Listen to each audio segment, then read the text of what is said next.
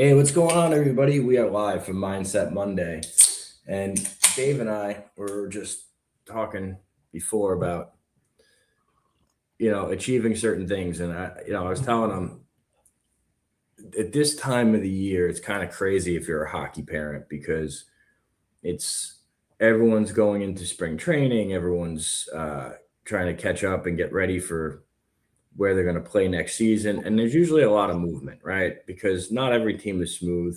You don't always have every player returning. And so it's a tense time period, right? And it's kind of funny. Like my position this time is not nearly as stressed out as it was last year. And that's because, one of the things that, my son has done is he just hasn't stopped training, hasn't stopped working, and you could absolutely see the difference. And the difference is so drastic over a year. Like, last year he was one of the kids that should have been on, that could have made a team, no problem. This year I see it, and there's not a team that probably would not take him and put him in a key role, right?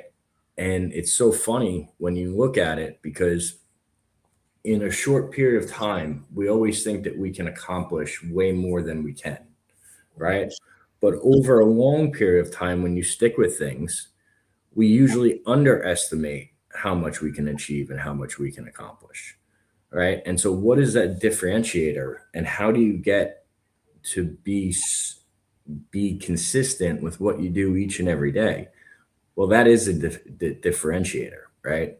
Is if you work at something every single day, whether and this could be any goal you want, over enough time, you will get there, right? And usually in the short time frames, you think you can get a way more done than you can. And then when you look at a longer time frame, let's say 1 year, 3 years, 5 years, we underestimate what we can do. And that's the power of consistency. And it starts by knowing what you have to do every day. And as Dave likes to say, not negotiating those things that you need to get done, right? It's the workouts. That's why 75 hard guys is so impactful. It's the workouts. It's the eating right. It's drinking a gallon of water. Okay, those things physically, right, and then mentally reading nonfiction each and every day, like making yourself better, improving yourself. And then there's things that you should consider with faith, right? Maybe reading the Bible daily, okay, with your family, spending a little bit of time with them each and every day, and not just like one person, but everybody in your family. And doing that over the fullness of time creates a way better life, okay, that you're going to be happy with, you'll be proud of. Dave, what are your thoughts on this? Yeah, man. I think I think all this time that you have, right, that you're in control of, and people forget a lot about that too. Like you're in control of 90% of this stuff, right? Everything else you can't handle. I say you can't worry about it. If you can't control it, you can't worry about it. So that time that you do have that you're completely in control of it, how are you maximizing that time? What are you doing? You just talk about spending time with your family, right? Like diving deep into the word, doing things together. How are you maximizing that time every single day over and over again? I also think on the flip side too that there are certain instances I think people surprise themselves. You talk about the short term, right? Everybody wants to make $1 million in 30 days or have an 800 credit score in 30. That's the big one. Get an 800 credit score in 30 days. But I think there's certain instances to where if you believe that you can't achieve something in a short period of time, say losing 20 pounds, is it possible? Sure, it is, but it takes a lot of time and attention. But I think the thing that on the short term that people do miss is they stop all of a sudden, right? They don't continuously do what got you to that point. And doing that, I think conquering certain things over the short time can still lead to big vision too. Does it happen all the time on that short term? No. There are some things where you got to continuously grind at it 1 year, 3 years, 5 years, 10 years to get to that long term. And I think that's where if people can't hit a short term goal, they don't or can or have a hard time seeing that long tunnel down the road. Yeah. And think about this. People usually stop for one or two reasons. Okay. And, it's crazy when you think about it, but it's usually the same type of reasons. One, it gets too hard. It seems like it's out of reach. Okay. A lot of people stop when it gets hard. And the reason they usually stop is it's a conversation like this. It's not focusing on what you have to do in front of you. Okay. It's not that one or two things that you have to get done to win the day. It's usually, oh man, I got to do this today and I got to do this tomorrow. And then, well, this weekend I have to be at these three places and then I still have to find time to get this thing in and this thing in. So this isn't convenient for me anymore. Let me stop. Right. It's looking out in the future and getting stressed about it instead of focusing on what's in front of you and what you can handle and get done today. Yeah. Right.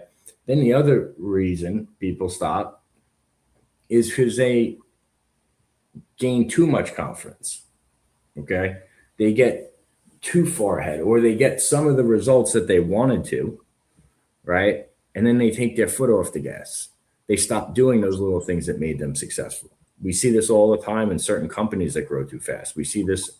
I see it all the time with salespeople. Okay. I've had salespeople consistently over the last 10 or 15 years when, let's just say, someone's making 10 or 20 grand a month. All right. Every single month. That's what they're making. That's what they're making. They have a monster month because they rededicated themselves and they came up with an action plan. Right. And so they're doing this and they're making it 100 calls a day. They're posting 3 times on social media. Right. They're going to all the networking events. Well, then they have a month where they hit 40,000, right? And then they get way too confident. They get way too cocky. They stop doing all those things that got them there. And then they have a month where they do 10,000 and then 5,000, right? And so they get into this negative feedback loop. And I'm telling you, it happens all the time. Why does it happen? Because people stop doing the little things that add up to big wins. Those big wins, once people get past where they think they feel they belong, they shut down. It's like having an automatic thermostat, right? We call it a glass ceiling.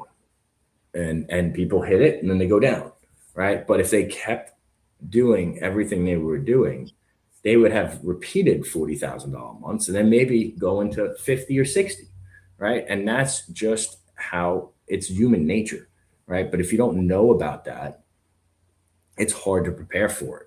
And then you fall back into that trap of taking your foot off the gas, not doing not doing what was getting you there in the first place. Thoughts on that, Dave?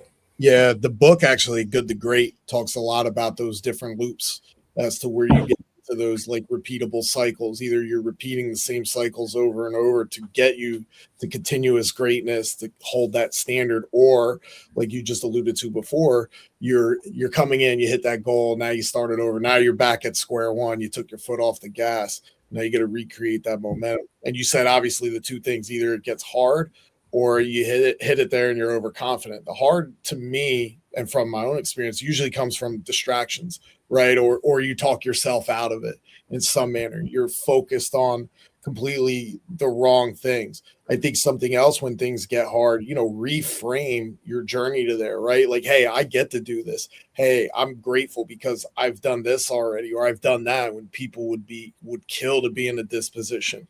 It's hard. Well, what hard things have I accomplished already in my life, whether that's business or even on a personal level?